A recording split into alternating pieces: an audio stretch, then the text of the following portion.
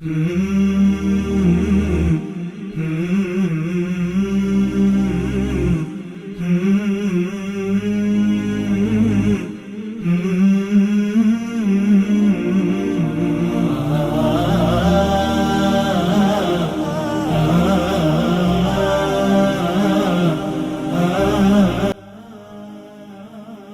thing I noticed in every house was the book.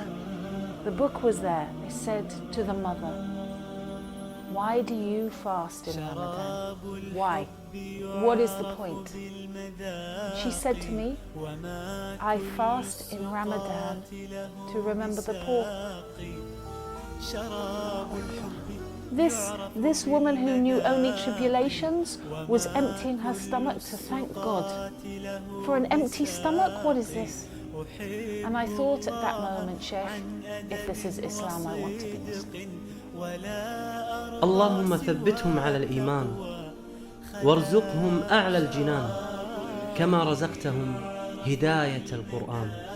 بالقرآن اهتديت. بالقرآن اهتديت في رحبه تحلو الحياة شوقا إلى المولى هداي. أسلمت روحي للإله نور الحنايا والطلوع لله أعلنت الرجوع. آياته تغدو شموع ويفيض في قلبي سنا. نور الحنايا والطلوع لله أعلنت الرجوع. آياته تغدو شموع ويفيض في قلبي سنا.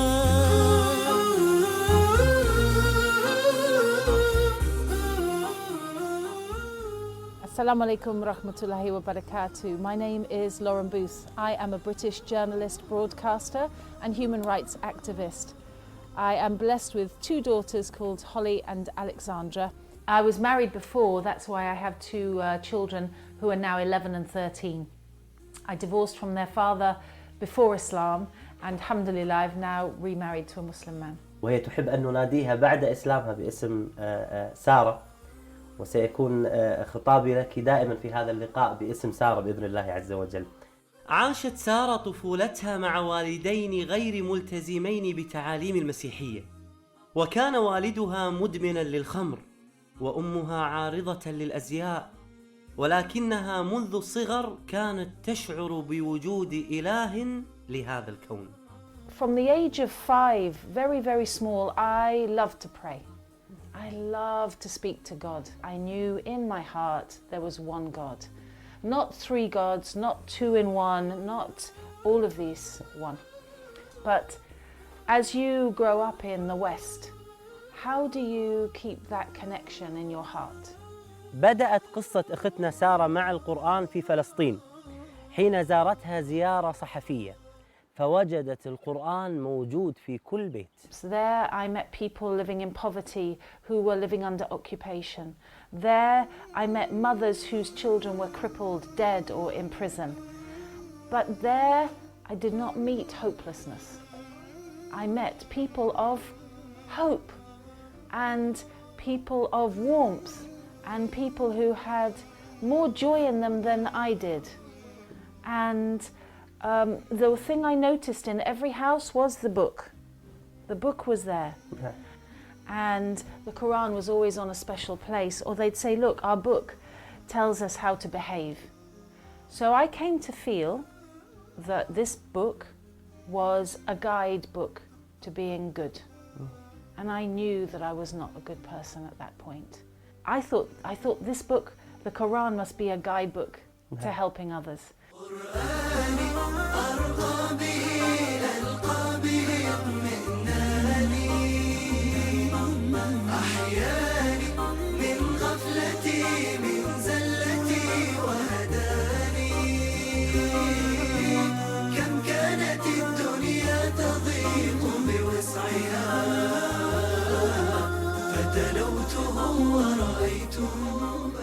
ذهبت سارة للتسوق قبل رجوعها إلى بريطانيا، ومن ضمن قائمة التسوق وضعت القرآن للفضول والاطلاع. اشترته وعند رجوعها إلى بيتها فتحت المصحف. Remember that in 2006 I was drinking, smoking, very selfish, hedonistic. And I opened it with, let's have a look, arrogance. Not peace, I came to arrogance. And I read this. And it's Surah Hud, Ayah 102. Surah Hud 102. Thus much is the punishment of God your Creator, when He overtakes the towns whose inhabitants have proved themselves to be wrong-headed and wrongful of actions, and grow daily more and more wicked. The divine act of overthrowing the wicked is indeed painful and terrifying. Whoa, I was scared. وكذلك أخذ ربك إذا أخذ القرى وهي ظالمة إن أخذه أليم شديد. يا نفحة القرآن فوحي عطرا على قلبي وروحي، يا بلسما يطوي جروحي لولا الهداية ما ارتويت. هذا قدر الله سبحانه وتعالى لها، بأنه تم تخويفها في هذا الوقت، لأن الله سبحانه وتعالى يعلم بأنه خيرا لها. فالقرآن الكريم يحتوي على الترغيب ويحتوي على الترهيب، فالله سبحانه وتعالى أعلم بما هو خير للبشر. Every page just seemed to tell me that I was a sinner and I was going to hell and God was angry with me. So when I started traveling the Middle East as a non-Muslim and as a reporter and journalist, I began to be moved by the clear expressions of manners. I was in Ramallah on my first ever visit to the West Bank, and I didn't have a coat because, long story, and I was cold. And an old lady came and she said, "Yalla, yalla, imshi, imshi." She pulled me into her house. I didn't think this actually happened. I didn't in the 21st century, I can't believe it. So that's the kind of generosity that we can give to one another and should when we're practicing the teachings of the Holy Quran.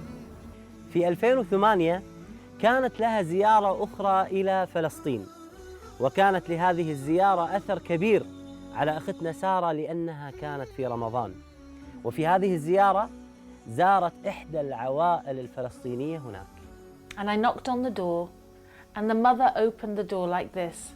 Assalamu alaikum wa rahmatullahi wa barakatuh, Fadal. She was so full of light. She was full of light. Her eyes were shining. Her skin was shining. And she opened the door as if I was going into the Taj Mahal, as if she lived in the most beautiful place in the world. And when I went into her home, what was in her home, Sheikh? Fish. Nothing. Nothing. A room like this, but empty. Only walls, floor, ceiling. And one rug, and the iftar for 10 people was on the rug. And what was the iftar? One plastic plate of hummus, one plastic plate of khubz, one plastic plate salad. So when I sat down, I said, no. Wallahi, I tried not to eat. Sheikh, I tried not to eat that woman's food, but she kept giving me food. She said, you are our guest. And she gave me so much, and she wouldn't take no, and I ate and I felt angry. I felt angry at Islam. I felt angry at a book that would tell hungry people to be hungry for 30 days. I was angry at the Quran for telling this poor woman not to drink water when always her water is dirty. So I said to the mother, why do you fast in Ramadan? Why? What is the point? And she said to me, I fast in Ramadan to remember the poor. Allahu Akbar. This mother who had nothing in dunya, nothing, will never have perhaps anything in life. She was humbling her heart for other people who had less. What is this? This woman who knew only tribulations was emptying her stomach to thank God. For an empty stomach, what is this?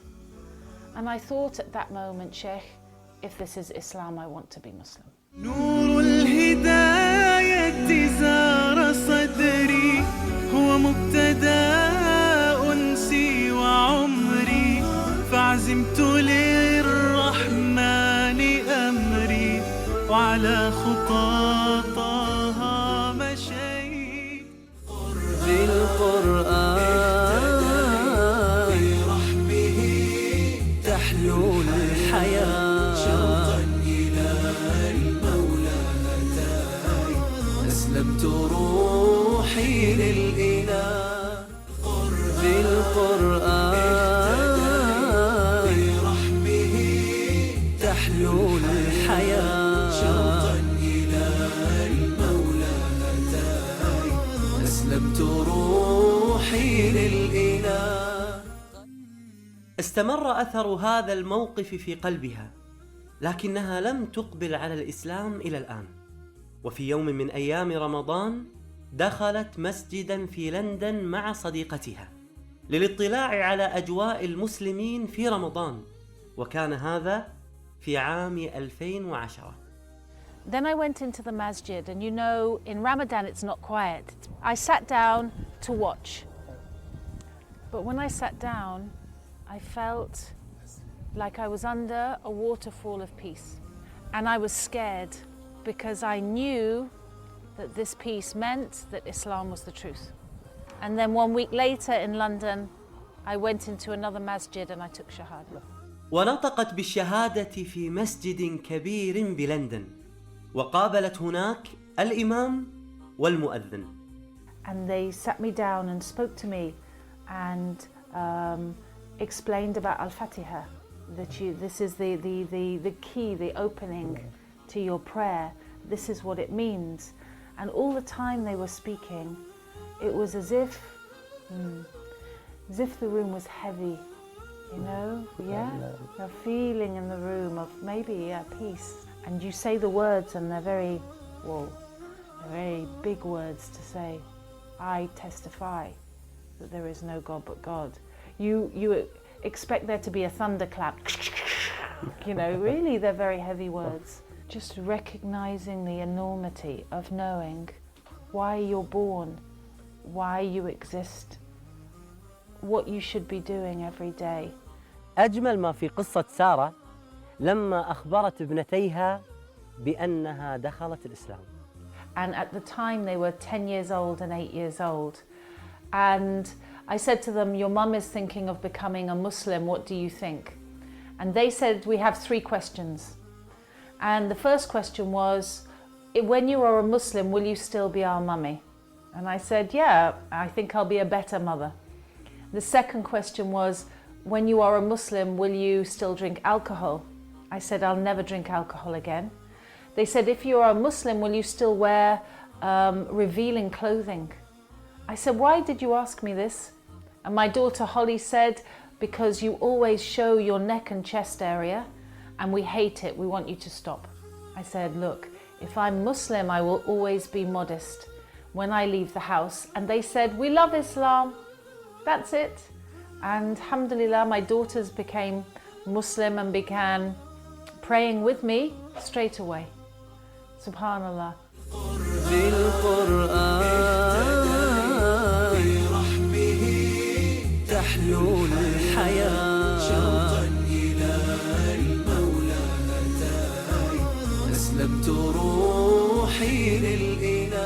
بعد الإسلام رجعت وفتحت المصحف بمرات وكرات كثيرة وعديدة. ماذا وجدت المصحف بعد الإسلام؟ It was a completely different book. Allah. It was a different book, but the voice of strength was the same. I could see them, hear the might of God in there. I could hear the sternness and the risk of retribution, but now came the beauty. Now came the chance of Jannah. I just had to change. Allahu Akbar. أنت ما شاء الله من عائلة رئيس الوزراء البريطاني السابق توني بلير كان متزوج أختك، وهذا له مكانة اجتماعية كبيرة على أختك وعلى العائلة. هل كان له أثر عليك سلبا أم إيجابيا عند دخولك الإسلام؟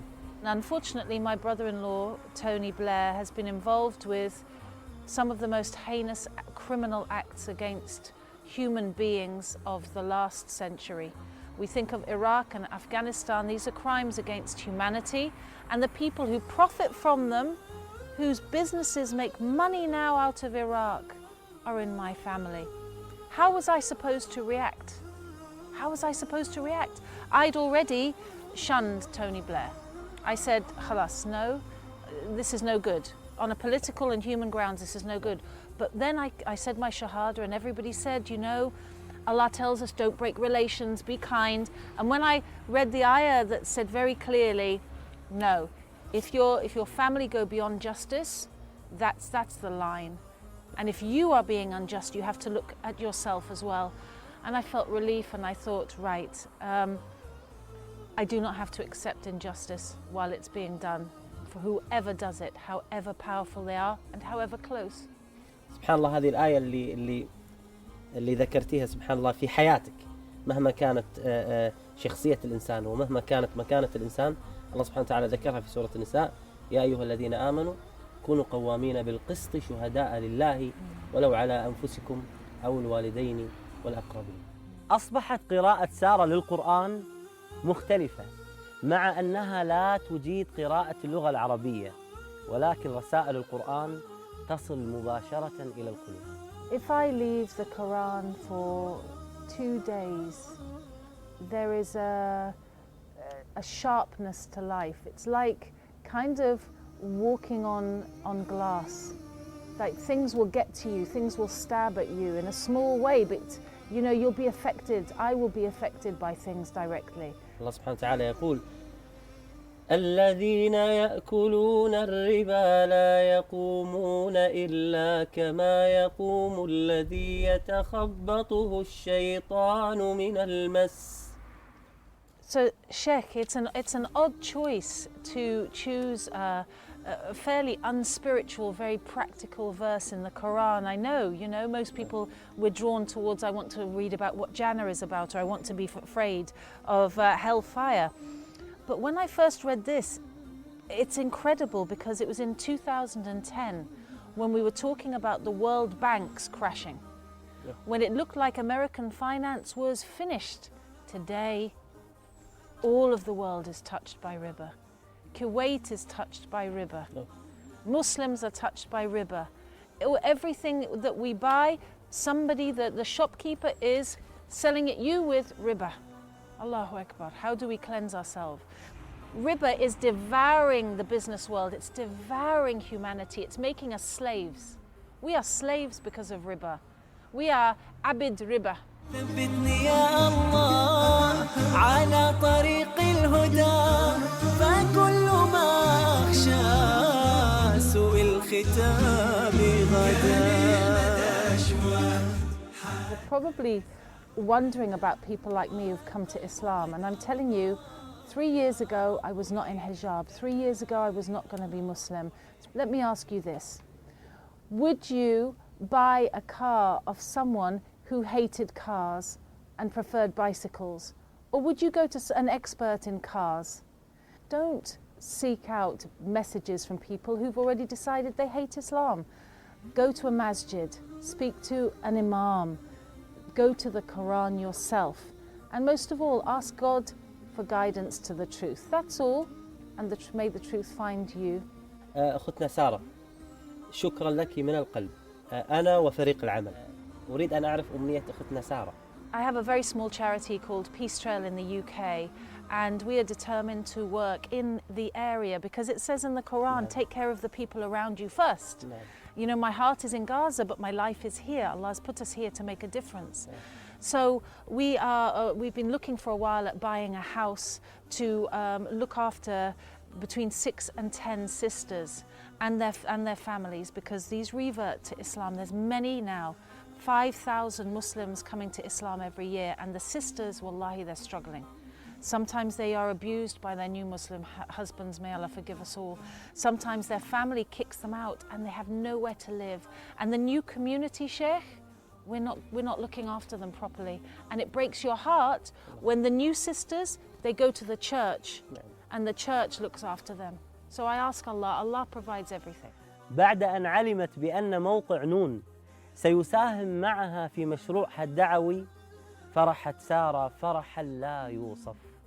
Sheikh, are you serious? Are you serious? نعم بإذن الله عز وجل. Do you know how much this means? That there are sisters who are leaving Islam right now, and some of them have gone into prostitution and gone into drugs because we have not had this happen. And we know families right now who can move into this house. And, you know, before we finished this interview, I asked Allah, before you told me this, I said, Allah, please provide for these sisters. And you've just said this, and I can't believe it.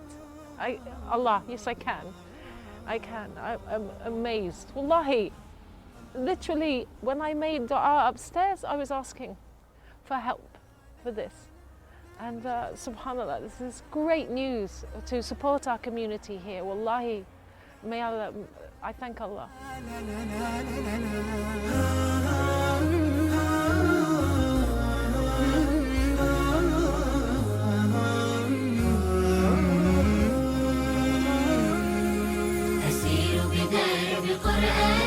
فيشرق صبح برحاني أرتله وأحفظه وأقرأه بمعاني أسير بدرب قرآني ربيعي أنس أيامي صديقي بوح أحلامي شفاء الهم والشقوى يداوي جرحي دامي ربيعي أنس أيامي صديقي بوح أحلامي شفاء الهم والشقوى يداوي جرحي دامي ولما تهت ثم أتيت لدرب كلام رب البيت وجدت النور والسلوى مع القرآن اهتديت مع القرآن اهتديت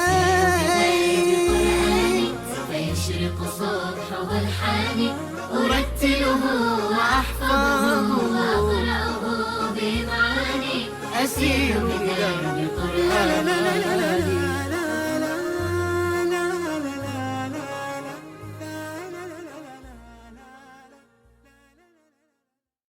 Mm-hmm.